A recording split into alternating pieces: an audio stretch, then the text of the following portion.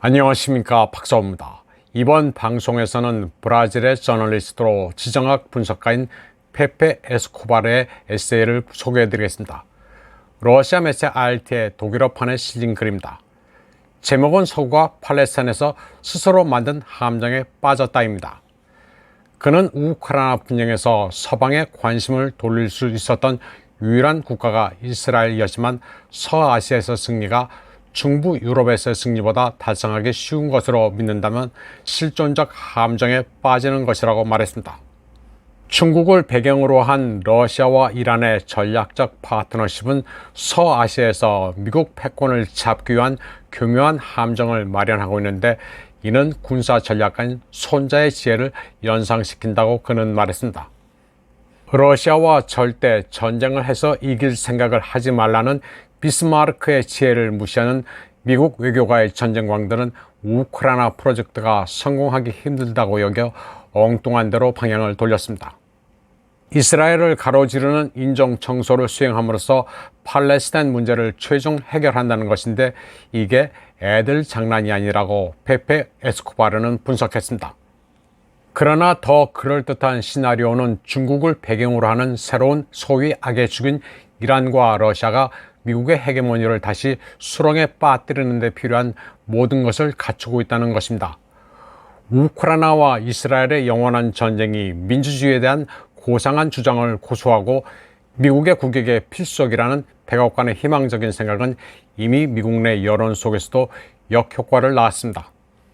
워싱턴 권력 회랑에서의 실랑이는 이스라엘과 동맹을 맺은 미국의 네오콘이 이란을 도발하려는 압력을 증가시키고 있음을 쉽게 드러내고 있습니다.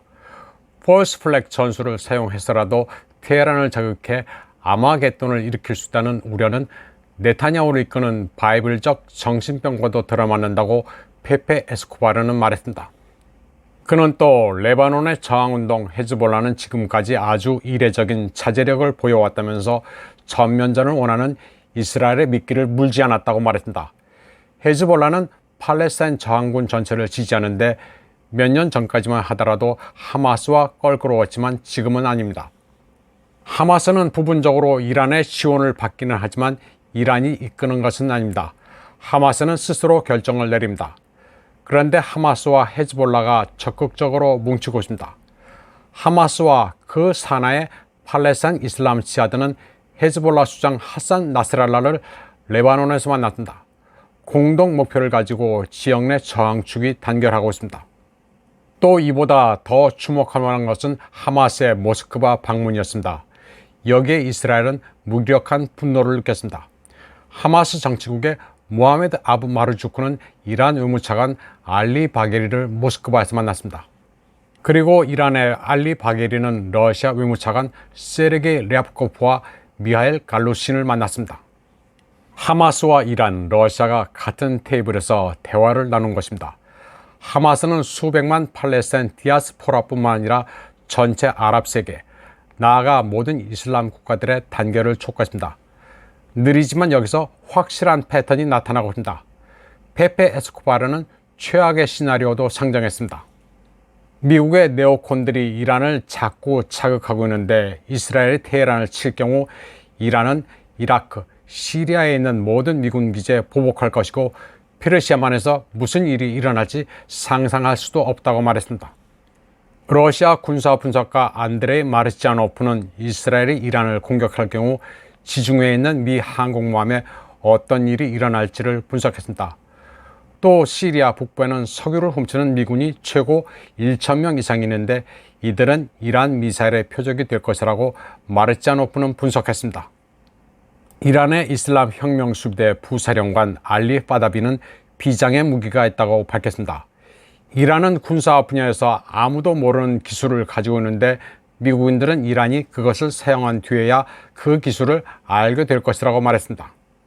그의 말을 유추해 보자면 이란이 킨잘과 비슷한 극초음속 미사일 파타를 가지고 있다는 것입니다.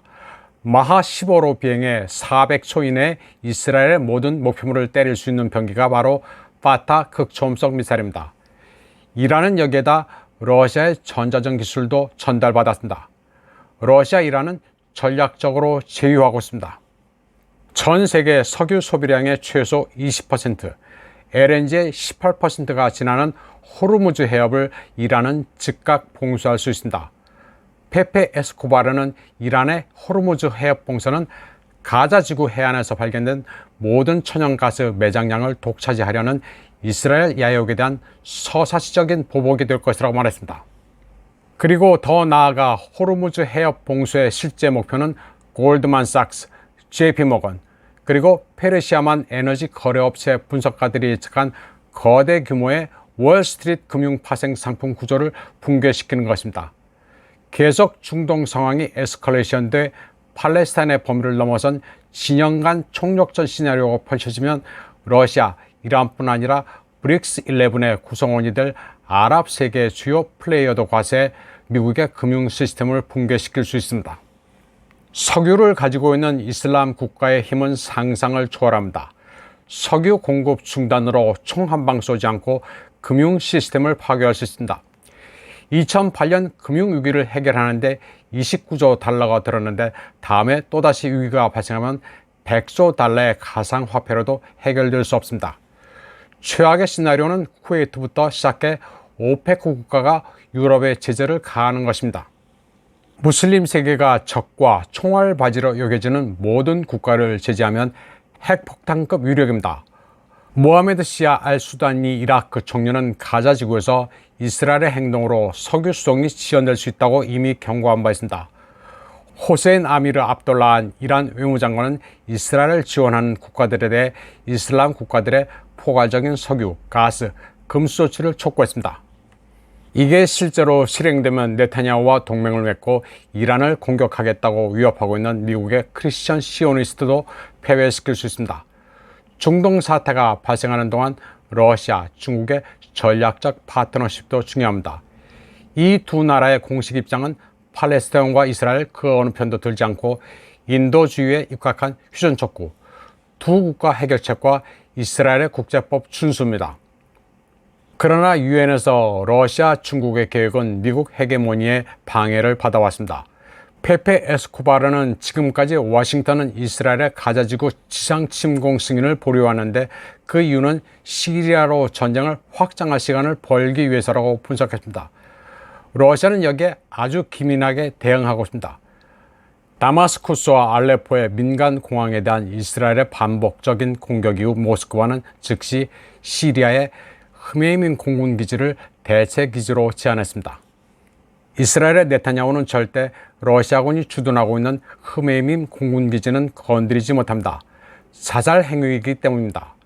모스크바는 또 지중해에 전개한 미국의 값비싼 항공모함을 우습게 보고 있습니다. 지중해 동부에 도달하는데 6분 걸리는 극초음속 킨잘 미사일을 탑재한 미그 31 전투기를 흑해 중립 영공에 띄워 경고를 보냈습니다. 네오콘의 광기에 휩싸인 미 해군의 지역 전개에 대해 중국도 강력한 견제를 하고 있습니다. 중국 해군은 이미 멀리서 이란을 보호하고 있습니다. 중국의 리창 총리는 베이징이 테헤란의 국가 주권, 영토 보전, 국가 존엄 의지를 지지할 것이며 이란 내정에 간섭하려는 외국 세력에 단호히 반대할 것이라고 말했습니다. 페페 에스코바르는 중국과 이란이 포괄적인 전략적 동반자 관계로 묶여있다는 점을 간과해서는 안 된다고 말했습니다. 지금 우크라이나는 종전만 안 했을 뿐 승패는 이미 결정난 상태이고 중동 정세도 거시적으로 보면 이스라엘과 집단 서방이 압도적으로 불리합니다. 이번 방송은 여기까지 하겠습니다. 시청해주신 여러분 감사합니다.